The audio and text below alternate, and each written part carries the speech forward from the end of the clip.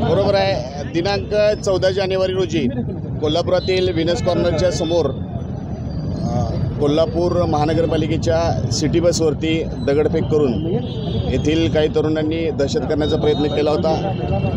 त्या आरोपींना आज रोजी स्थानिक गुन्हे अन्वेषण शाखा कोल्हापूर यांच्या मदतीनं ताब्यात घेण्यात आलेला आहे आणि त्यांनी ज्या ठिकाणी सदरचं कृत्य केलं होतं ते ठिकाण दाखवण्यासाठी आणि गुन्ह्यात वापरलेलं जे वीट होती त्याचा पंचनामा करण्यासाठी आज आम्ही या ठिकाणी घेऊन आलेलो आहे।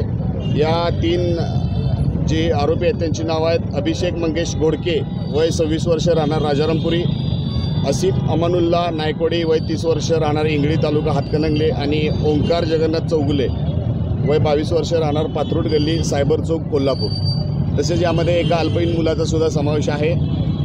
या आरोपींना आम्ही अटक करीत आहोत आणि या गुन्ह्याचा आणखीन काही यामध्ये आरोपी आहेत का निष्पन्न करून त्यांच्यावरती आम्ही योग्य ती कारवाई करू। नेमकं काय कुठल्या कारणाने दगडफेक केली होती काय सांगा? त्यांचा आपसामध्ये वाद चाललेला होता आणि त्या वादाचं पर्यवसन त्यांनी तिथलेच दगड उचलून बसवरती दगड मारलेला होता। आम्ही तपासकामी त्यांना इथं घेऊन आलेलो आहे आणि तपासकामी आणलेला आहे। खरं तर अशा पद्धतीची गुन्हेगारी जी आहे ती वाढू नये म्हणून पोलीस अशा पद्धतीनं एक चाप बसवण्यासाठी हे सगळं आणि लोकांमध्ये विश्वास निर्माण व्हावा पोलिसांसंदर्भात अशी ही ॲक्टिव्हिटी आहे। बरोबर आहे। अशी जर का कुठं घटना घडली तर लोकांनी तक्रार देण्यासाठी समोर आलं पाहिजे।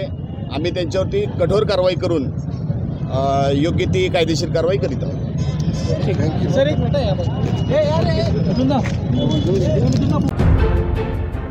आपण पाहत आहात मावळा न्यूज 24, सर्वसामान्यांचा बुलंद आवाज।